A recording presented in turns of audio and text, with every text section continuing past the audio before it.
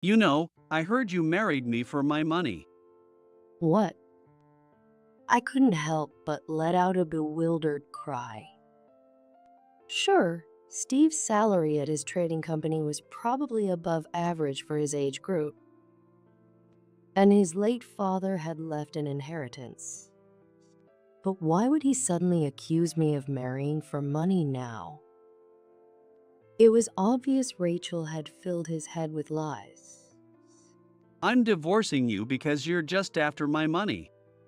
Steve declared as if he were some hero vanquishing a villain. And I'll be marrying him next. Rachel chimed in, wearing a smug smile. Then, with a look of mock pity, she added, Don't forget Jessica. You'll never be happier than me. I fought the urge to laugh. Okay. With no savings and no assets, I wonder how they plan to survive. The temptation to expose the harsh reality and watch them fall into ruin was strong, but it was too soon. I'd wait until after they were married to reveal the truth. Hiding my true feelings, I gave a brief response. I'm Jessica, 31 years old. I work as a designer at a major construction company while managing my responsibilities as a working housewife. I've been married to my husband, Steve, for 5 years, and we were finally blessed with a baby girl, Lily, whom I delivered during a stay at my parents' home. Right now, I'm staying at my parents' house, getting help from my dad, Bob, and my mom, Emily, while I navigate the challenges of first-time parenting. I'm currently on maternity leave. Since I need to fly back home, I'm planning to return after Lily turns 1 month old. Steve visited once to see Lily shortly after she was born. I wish he could witness her daily growth with me, but given the distance, I understand it's not always possible. To compensate, I've been sending him lots of photos and videos and setting up video calls so they can feel connected. However, while Steve seems to appreciate the photos and videos, he doesn't seem enthusiastic about video calls. In fact, I get the sense he finds them annoying. At first, he would join for short calls, but lately, he's been cutting off my calls and texting me afterward to say he's working. Before I came to my parents' house, Steve didn't usually work so late or go into the office on weekends. I assume he's been working harder than ever since becoming a father. Naively, I thought of it as him stepping up. When Lily turned 1 month old and I had fully recovered my strength, I sent Steve an email. I'm planning to go home next week. I'll let you know once I book the flight. I thought he'd be thrilled, but his response was different. I'm fine, so take your time and stay a little longer. Was he being thoughtful, or does he want more time to relax on his own? I couldn't tell from his message. When I turned on the TV during dinner, it seemed like a hurricane was approaching. Starting next week, it will be the holiday season, and airfare is bound to skyrocket. In that case, I might as well head back this weekend. I checked my phone and booked a flight for Friday, 3 days from now. You're leaving already? I wonder when we'll see you again. Lily, don't cry when you see Grandpa next time, okay? When I told my parents, Bob and Emily, they seemed genuinely sad to see us go. I'll come back again. I promise to visit at least once a year. I made that promise to both of them. I thought about letting Steve know, but I didn't want to hear him tell me to stay a little longer again. And since it was a weekday, I couldn't ask him to pick us up from the airport anyway. So I decided to keep it a secret and surprise him. Without saying anything to Steve, the weekend arrived and we started our journey home. Since it was an early morning flight, the plane was almost empty. Even so, I was worried about Lily crying during the flight, but she stayed asleep the whole time, and I breathed a sigh of relief. From the airport, I took a taxi to our apartment. The clock showed 9 a.m. Steve had probably left for work long ago. On the way, I stopped by a grocery store and picked up a few ingredients.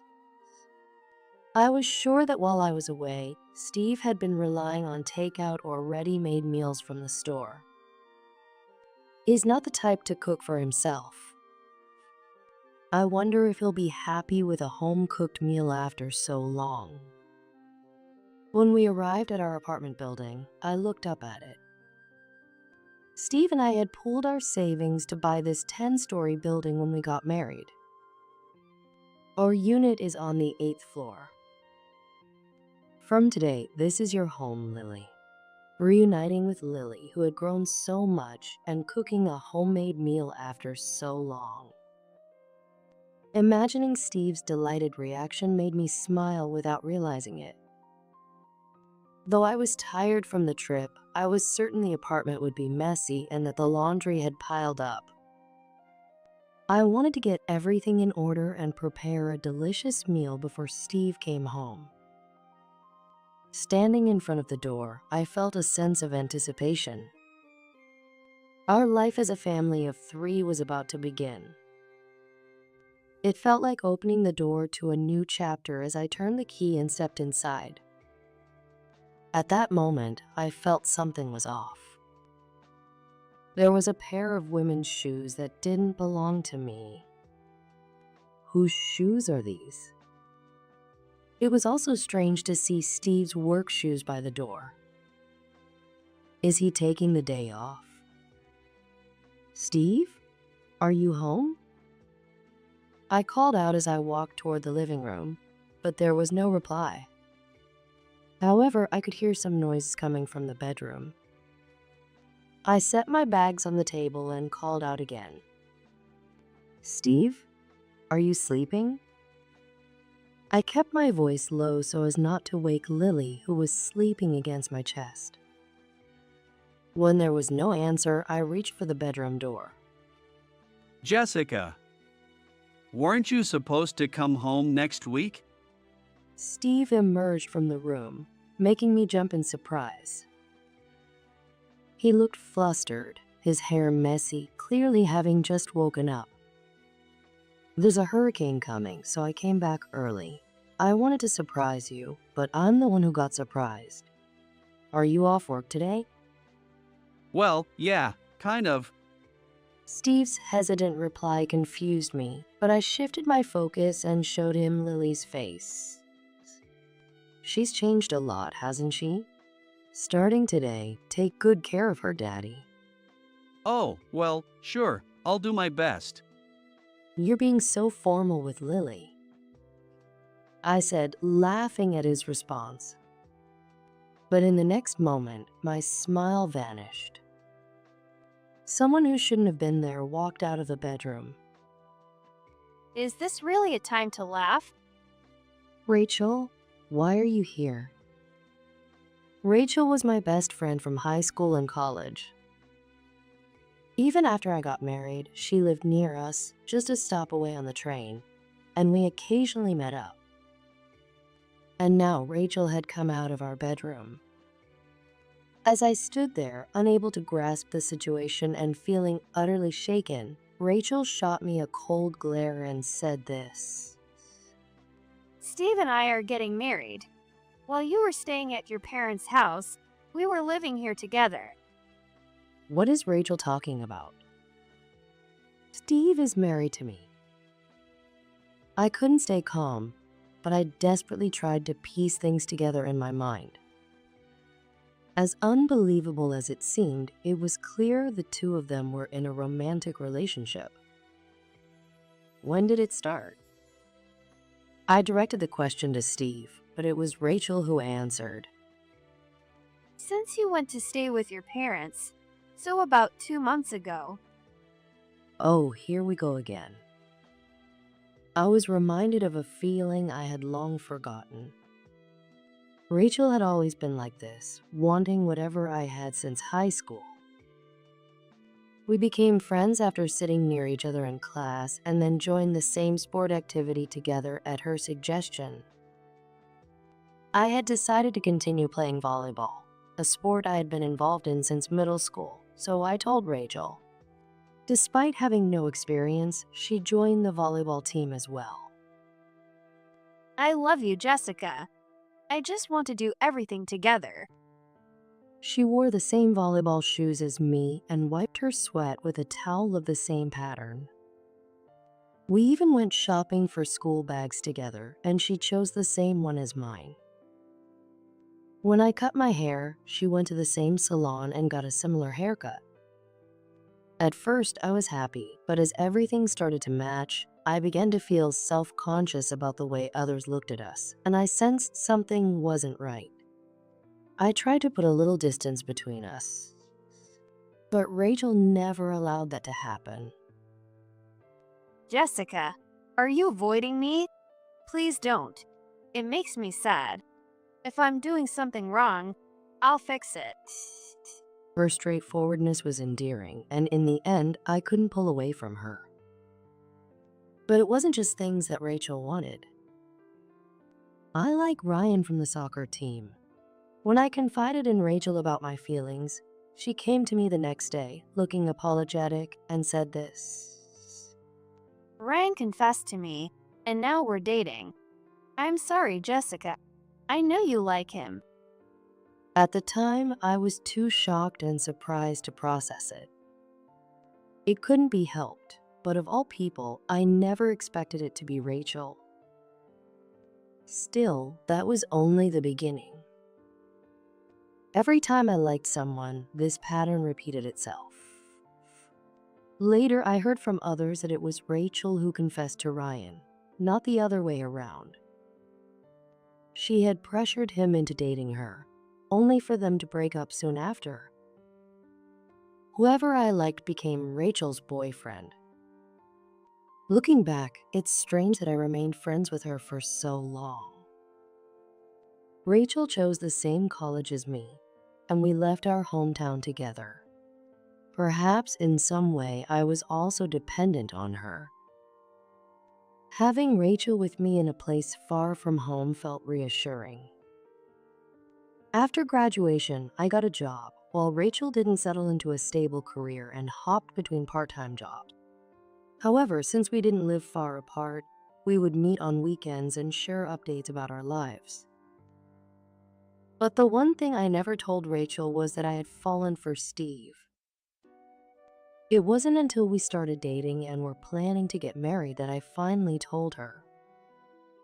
That's so mean, Jessica. Keeping it a secret all this time. I felt so lonely. Sorry, I just wanted to surprise you. That's what I said, but it wasn't the truth. Well, you really got me. Congratulations. Rachel said with a laugh, and it stung my heart. But there was no need for that pain.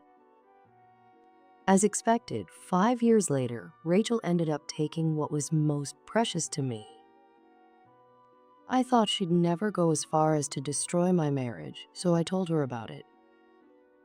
Naturally, Rachel knew about me returning to my parents' house for the birth, and after I left, she must have forced her way into this home. I demanded an explanation from Steve. Steve, explain what's going on. Scratching his head with a sulky expression, Steve plopped down on the living room sofa. You know, I heard you married me for my money. What? I couldn't help but let out a bewildered cry.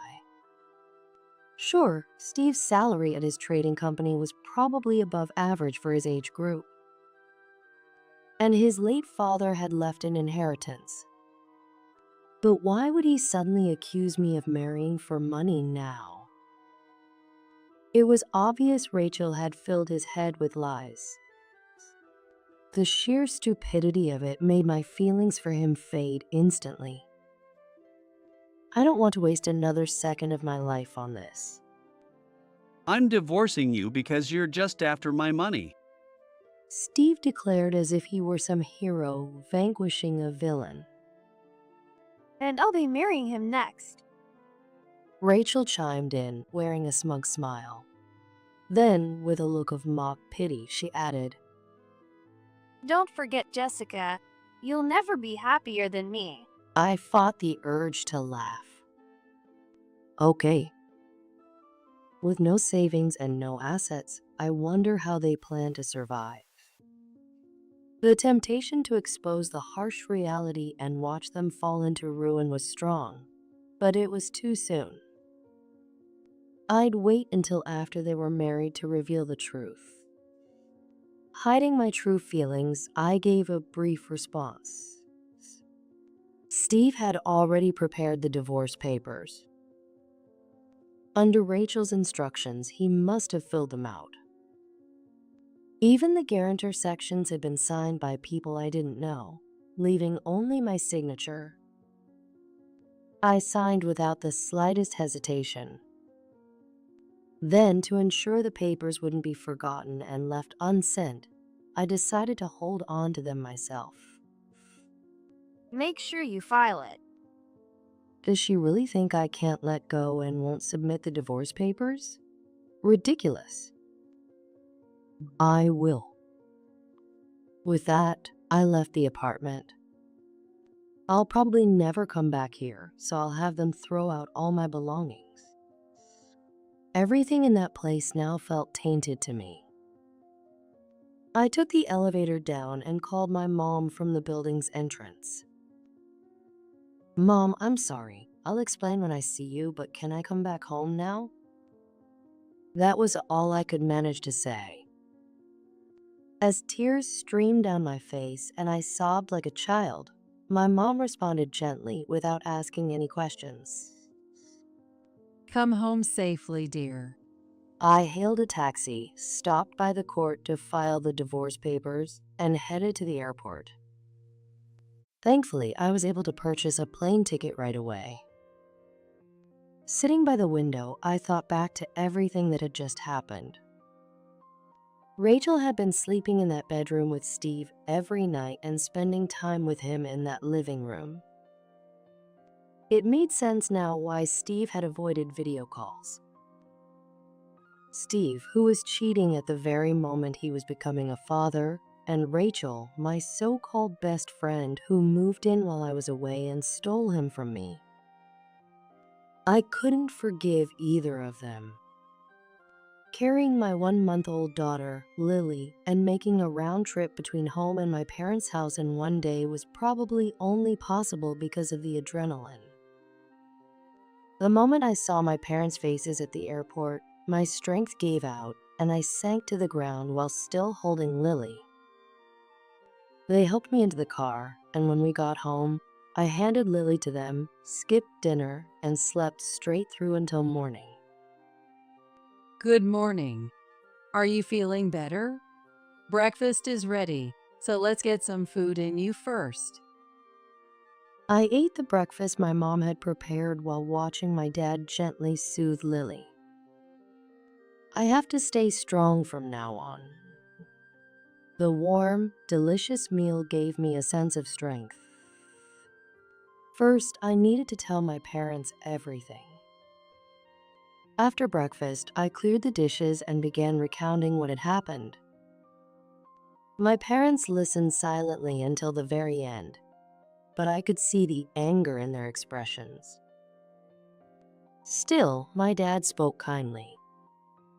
You did the right thing coming home.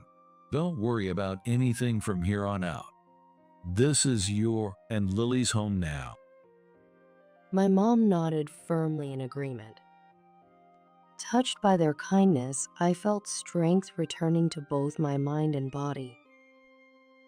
Last night, I had been overwhelmed by exhaustion and despair, but now I felt capable of telling myself to pull it together and move forward. Steve and Rachel, I will never forgive them. They're going to hit rock bottom. With that determination, I made a list of everything I needed to do and started executing it. The results of my actions seemed to appear as early as the following week. Steve called me. Hello, Jessica?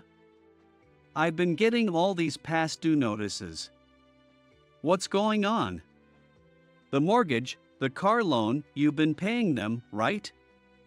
Now I'm getting notices for utilities and credit cards too. What the hell is happening? It's been a while. Have you had your blissful remarriage yet? He hadn't called even once since everything happened, but now, as soon as he was in trouble, he frantically reached out. I couldn't help but feel angry that he was coming to me with his problems without even a single word of concern for Lily. Yeah, I got married. But that doesn't matter right now, does it? Just tell me what's going on. Didn't you know? I was the one paying for the mortgage, car loan, utilities, and other expenses. What? But my entire paycheck gets withdrawn every month. Rachel told me, too. She said you were always bragging about living in luxury, driving an expensive car, and living in a fancy condo because of my high salary. So that's what it was. Rachel had planted the idea in Steve's head that I was staying in the marriage for his money. The foolish Steve believed it without question and began to distrust me. And just as planned, he fell right into Rachel's trap. But Rachel was just as foolish. While Steve's income was indeed high, she never bothered to look into the full picture. Every month, your paycheck was withdrawn in full. It was sent to your mom, Kate. If you don't believe me, why don't you ask her? I even have proof of the transfers to her account if you need to see it. What? Why would you give it to my mom? She doesn't need money. You really had no idea, did you? She asked me to keep it a secret from you, so I stayed quiet, of course. Steve's mom, Kate, had fallen into financial ruin after her husband's death, filling the void with compulsive spending. She indulged in expensive purchases and constant travel, rarely staying at home. She quickly squandered the inheritance left by her late husband, and that wasn't enough. She kept taking on more debt. Despite having no way to repay it, she repeatedly used her house as collateral and, unsurprisingly, fell behind on payments. With no one else to turn to, she came crying to me one day several years ago. I didn't dislike Kate. I could understand how loneliness had driven her to overspend. Fortunately, I had continued working at the construction company after getting married and still had savings from my single years. I made her promise to find a hobby and live more responsibly from then on. And I arranged for her to receive all of Steve's income to cover her monthly debt payments and living expenses. Kate kept her promise, finding a hobby in bowling, living responsibly, and enjoying occasional meals out with her friends while paying off her debts. Because of this, I had no objections to covering the expenses of living with Steve. And yet, it was Steve who destroyed that arrangement. I felt bad for Kate, but now that Steve and I were no longer married, I couldn't keep the secret any longer. What? Then my assets. They're probably gone. But don't blame Kate. She's learned her lesson and is living responsibly now. You've got to be kidding me. What am I supposed to do now? How can I survive with nothing? At least cover the mortgage and car loan payments. It was unbelievably audacious of him to beg me for help at this point. No chance. I didn't want to continue the conversation any further. Steve was still saying something over the phone, but I had no reason to listen anymore. I hung up and turned off my phone. The next day, Steve and Rachel showed up at my parents' house. I had imagined this might happen, but I never expected it to be so soon, and let alone with Rachel by his side. So I couldn't hide my surprise. To think the two of them would show up at my family's home together, unbelievable. Even my mild-mannered parents, Bob and Emily, couldn't hide the tension on their faces. Bob, Emily, it's been so long. Completely ignoring the atmosphere, Rachel barged into the house uninvited and ordered Steve to follow her in. Looking sheepish, Steve avoided eye contact with my parents and silently trailed behind Rachel. He didn't even glance at Lily, who was being held in my arms. Bob, Emily, could you tell Jessica to stop being so mean to me? She's upset because I married Steve, and now she's making our lives difficult. Rachel used the sugary, pleading tone I'd heard from her many times before. It was her go-to tactic whenever she wanted to manipulate someone. Wait, so they're already married? I was shocked at how quickly they had moved. What exactly do you think I've done to make your lives difficult? You handed all of Steve's money over to Kate while stopping payments for necessary expenses. Why would you do that? Why, you ask? Let me turn that question back on you. I'm divorced from Steve, right? Why would it be my responsibility to pay for the mortgage on the home you're living in or the loan on the car you're driving? Why should I cover your living expenses after our divorce? Can they really not grasp something this basic? What kind of mental gymnastics are they doing? I wonder if Steve thinks the same way. Steve hadn't said a word since arriving, so it was impossible to read his thoughts. Figure out your own living expenses. It's outrageous to expect me to support you. But since you're here, I'll hand over the documents I was planning to send by certified mail. I handed the papers to Steve. His hands trembled and his face turned pale as he read through them. The documents detailed the amounts for alimony, child support, and division of assets. There's no way I can pay this. You know I have nothing left. I know, so what? Don't tell me you're asking for mercy. Sell the condo, sell the car. Whatever it takes, but make sure you pay. Otherwise, I'll take you to court. For someone like Steve, working at a trading company, a court case would be a serious blow, and he'd want to avoid it at all costs. Hey, Jessica. Steve's voice was weak, almost pleading. Can we undo the divorce? I've realized the one I truly love is you. What? Are you serious right now? We're divorced, remember? You're the one who said, I love Rachel, and I'm done with Jessica wasting money behind my back. Weren't you, Steve? Well, that was all Rachel's lies, wasn't it? You were using the money for my mom, but Rachel made it sound like something else. It was Steve who blindly believed Rachel's words and gave in to her temptation. Now, seeing him blame everything on Rachel while ignoring his own weakness was pathetic. Should I really love someone this pitiful? It was Rachel who dealt the final blow to Steve. Are you trying to run away from me? I won't let you. I'm pregnant with your baby. Everyone in the room froze. But Steve's response was even more appallingly irresponsible. What? A baby? You've got to be kidding. Are you sure it's mine? How dare you?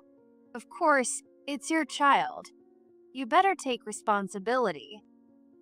I could somewhat understand Rachel's reaction, but after all the terrible things she had done to me, her acting like the victim made her seem almost comically absurd. Can we save your little spat for later? Right now, let's talk about responsibility. By the way, Rachel, I'll also be filing a claim for damages against you. Why should I have to pay you anything? You knowingly had an affair with Steve, a married man. Don't you understand why you'd be liable for damages? Rachel bit her lip in frustration, but realizing she couldn't win, she suddenly switched tactics, speaking in a sugary, pleading tone. You know, I don't have that kind of money, Jessica. Especially now, with a baby on the way. Please, Jessica, let it go. We're best friends, aren't we? Best friends? You destroyed my family and you have the nerve to say that? You're not a best friend, not even a friend. I never want to see you again. Pay the damages and disappear from my life. I told you, I don't have the money. Whether she had money or not was irrelevant to me. If she didn't have it, she'd just have to borrow it, but she was going to pay every last cent. Well, why not ask your mom for help? Steve said in a small voice. Doesn't your mom run several beauty salons? If you ask her, she might lend you the money. She lives nearby, right? Let's go talk to her now. I couldn't hold back my laughter and ended up bursting out, which seemed to annoy Steve. What's so funny? You've been completely fooled, haven't you? Rachel's mom, Natalie, didn't run beauty salons. She owned a small bar. Steve had fallen hook, line, and sinker for one of Rachel's lies. I remembered Natalie as being irresponsible with both money and men. Rachel's single-parent household had always been poor. The only reason Rachel could leave her hometown and attend college was because of financial help from my dad. Rachel had insisted she wanted to attend the same college as me. Natalie, at a loss, brought Rachel to my dad to ask for his help. My dad didn't tell me about it, but one night during my senior year of high school, I saw them. Hearing unfamiliar voices, I went downstairs and saw Natalie and Rachel pleading with my dad. Feeling like I'd witnessed something I wasn't supposed to, I quickly went back upstairs before they noticed me. I didn't know the details, but the next day, when Rachel happily told me she could attend the same college, I realized what had happened. Both my parents were teachers, and as an only child, we had a bit of financial leeway. That's why my dad, feeling sorry for Natalie and Rachel, decided to help them out. I don't think my mom opposed his decision either. Rachel's back. Suddenly, Natalie burst into the room. She's back and didn't even tell me. That's so lonely of her. Despite it being the middle of the day, Natalie reeked of alcohol. Hey, what are you doing here? What do you mean? I came to see your face, of course. One of my regulars said they spotted you near Jessica's house, so I decided to drop by. As she spoke, Natalie sized up Steve as though she were evaluating him. So, you're the elite man marrying Rachel, right? You're gonna help out with my bar, aren't you? What? Steve was clearly flustered by Natalie's sudden appearance and the unexpected conversation. Rachel seemed just as unsettled. Stop it. Just keep quiet. Why? You said it yourself, didn't you? You said that after stealing high-earning Steve from Jessica, he'd take care of my bar or anything else we needed. Sorry, Jessica. Stop it already. Rachel desperately tried to intervene, but her drunk mother, Natalie, continued unabated. You told me he owns a condo and comes from a wealthy family. You said they could always sell the family home if they needed a big sum of money. Steve, who had been frozen in confusion, finally seemed to piece things together after hearing this much. So it wasn't Jessica after my money. It was you, Rachel. You tricked me. We're getting divorced. He glared at Rachel, shaking with anger. I told you I'm pregnant with your baby. Take responsibility. How can I take responsibility when I don't even know if it's my child? With all your lies, how can I believe anything you say? Jessica, I was deceived by Rachel. I realize now that you're the only one for me. Let's start over. I had reached my limit. While I couldn't forgive Rachel, the sight of Steve's spinelessness made me feel physically ill. Just as I was about to raise my voice, my mom, who had stayed silent until now, spoke up with a stern expression. How pathetic. The fact that you were deceived and ended up in this mess is the result of your own actions. Stop blaming Rachel and take responsibility for yourself. I had never seen my mom look this severe, even as her daughter. Steve was visibly shrinking under her scolding. Thinking my mom was taking her side, Rachel gleefully grabbed her hand and said, Thank you, Emily.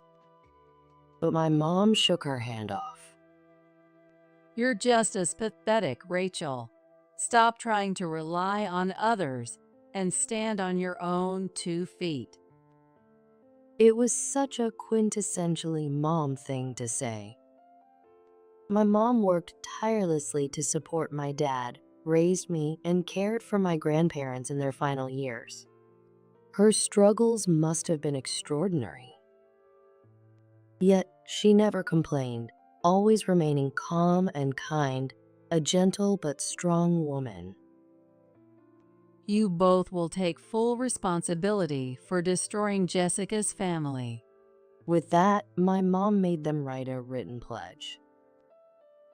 Their hands trembled as they held the pens.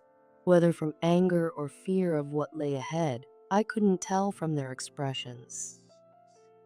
If you break this promise or do anything further to insult Jessica, I'll do whatever it takes to make you pay.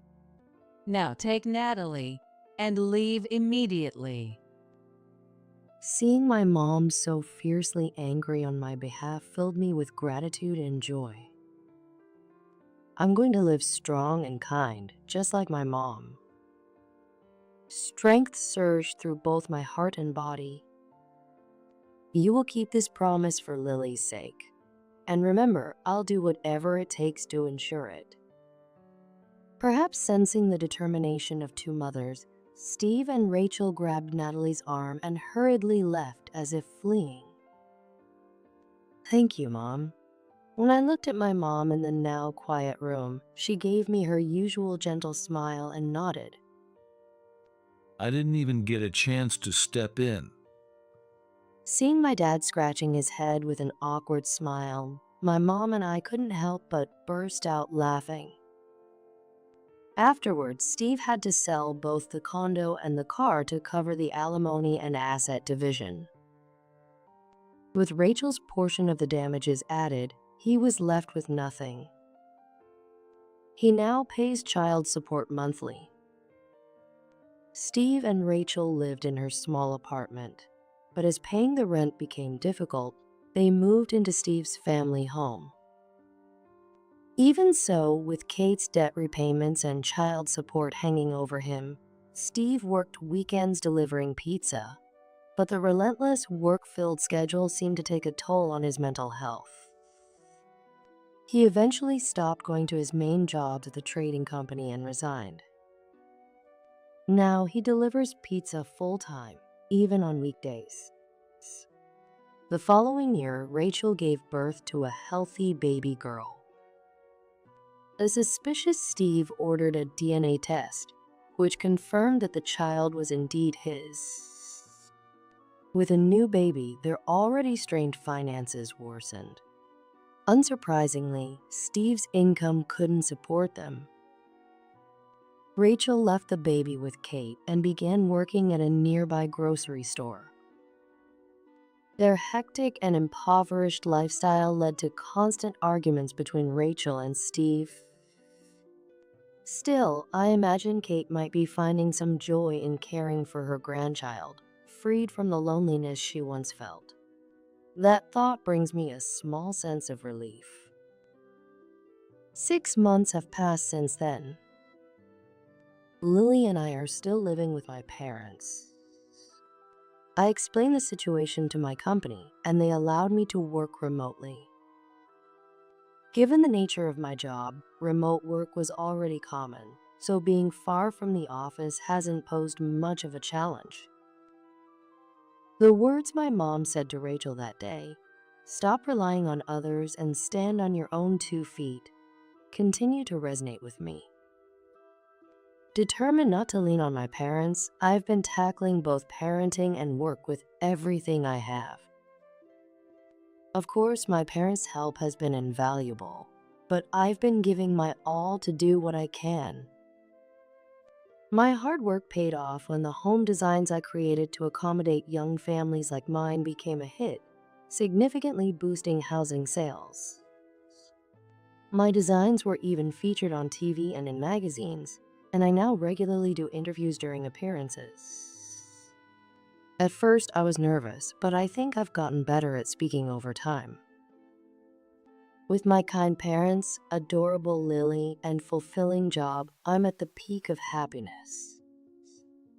Now I'm savoring the joy of the life I've built with my own hands, a happiness Rachel could never take away.